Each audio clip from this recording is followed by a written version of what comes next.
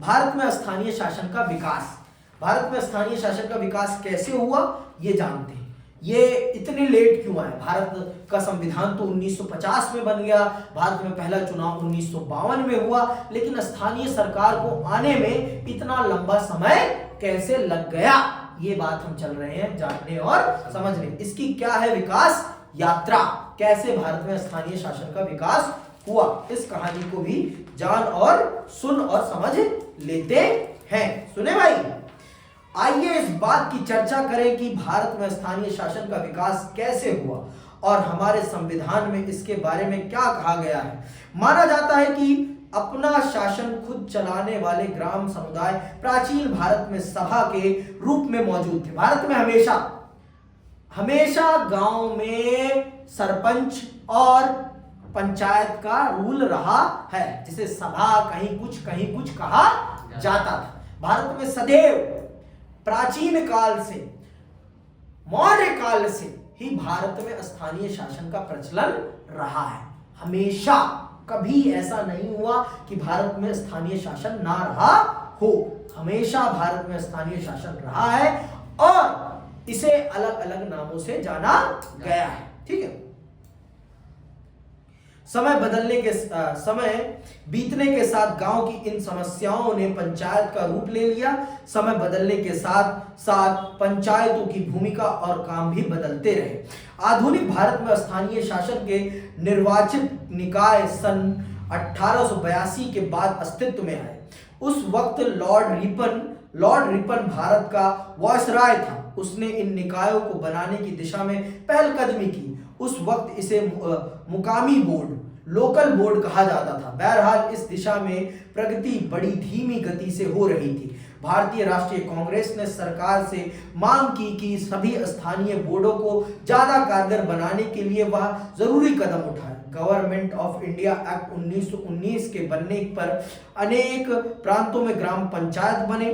सन 1935 में government of India act के बाद भी यह प्रवृत्ति जारी रही। मतलब इस क्षेत्र में, स्थानीय शासन के क्षेत्र में बहुत धीरे धीरे काम होता रहा। भारतीय स्वतंत्रता संग्राम के दिनों में महात्मा गांधी ने जोर देकर कहा था कि आर्थिक और राजनीतिक सत्ता का विकेंद्रीकरण होना चाहिए। उनका मानना था कि ग्राम पंचायतों को मजबूत बनाना सत्ता के विकेंद्रीकरण का कारगर साधन है। विकास की हर पहलकदमी में स्थानीय लोगों की भागीदारी होनी चाहिए ताकि यह सफल हो। मतलब गांधी जी का तो यह मानना ही था कि स्थानीय शासन सबसे ज्यादा मजबूत होना चाहिए और स्थानीय शासन को बिना मजबूत किए देश को मजबूत नहीं किया जा सकता है। ये किसका विचार था? ये गांधी जी का विचार था, मेरा विचार नहीं है ये। ठीक है, गांधी जी का ये मानना था कि जब तक गांव मजबूत नहीं होंगे तब तक देश मजबूत नहीं हो सकता है। देश तभी मजबूत होगा जब गांव मजबूत होंगे। जब गांव मजबूत हो जाएंगे तो देश अपने आप मजबूत हो जाएगा। समझ में आई बात कि अभी भी नहीं आई? पक्का मेरे भाई? ठीक है, समझ गया? भेजे में घुस गया? ठीक है, आगे सुनो।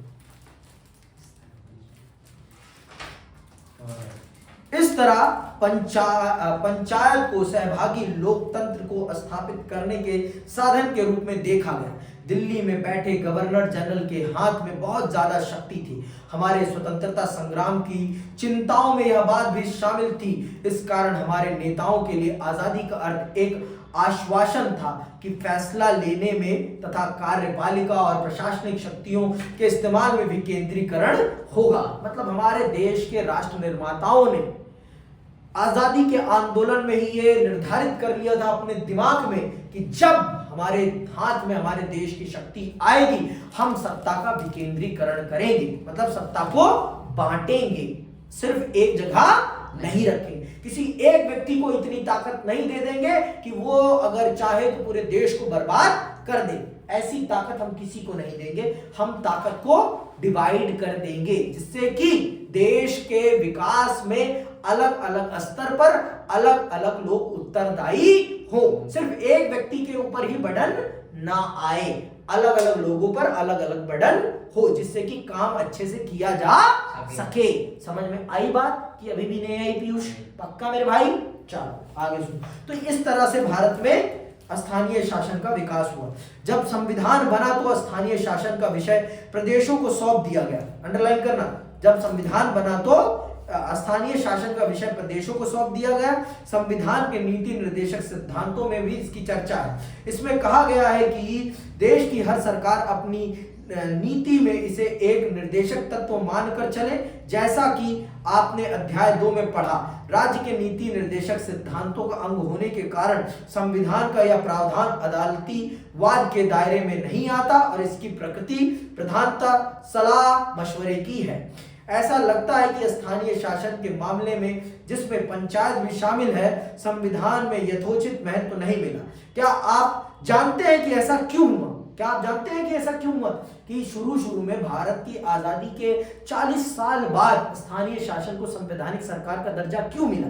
क्योंकि देखो, कोई भी अपनी ताकत में बंटवारा करना नहीं चाहता। राज्य सरकारें कदापि नहीं चाहती थी कि उनके काम में बंटवारा हो, क्योंकि जितना काम होगा उतना ही पैसा मिलेगा। समझ में आई बात? तो जितना पैसा मिलेगा उतना ही घपला हो पाएगा। समझ में आई बात? जिम्मेदारी ही पैसा देगी, और जितनी ज्यादा जिम्मेदारी उतना ज्यादा पैसा और उतना ज्यादा ही चोरी हो पाएगी। इसीलिए राज्य यहां पर स्पष्ट कर दिया गया है कि स्थानीय शासन के संबंध में भारत के संविधान निर्माताओं ने जिम्मेदारी किसको सौंपी थी? राज्य सरकारों को। और ये विषय किसमें आता था? नीति निर्देशक तत्वों में आता था। और हम सब बखूबी जानते हैं कि नीति निर्देशक तत्वों को अदालत में चुनौती नहीं दी जा सकती है। वो राज्य की स्वेच्छा के ऊपर है कि वो उन विषयों पर, राज्य के नीति निर्देशक तत्वों में आने वाले विषयों पर काम करे या ना करे, ये उनकी इच्छा पर है। पढ़ा है ना हमने दूसरे चैप्टर में? पढ़ा भी है, लेकिन आपको याद नहीं है। कहा याद? थप्पड़ ही मारूंगा अभी, झूठ बोले तो हमसे। यहाँ कुछ कारण बताए जा सकते हैं। पहली बात तो यह कि देश विभाजन की खलबली के कारण संविधान का झुकाव केंद्र को मजबूत करने का रहा। नेहरू खुद अति स्थानीयता को राष्ट्र की एकता और अखंडता के लिए खतरा मानते थे।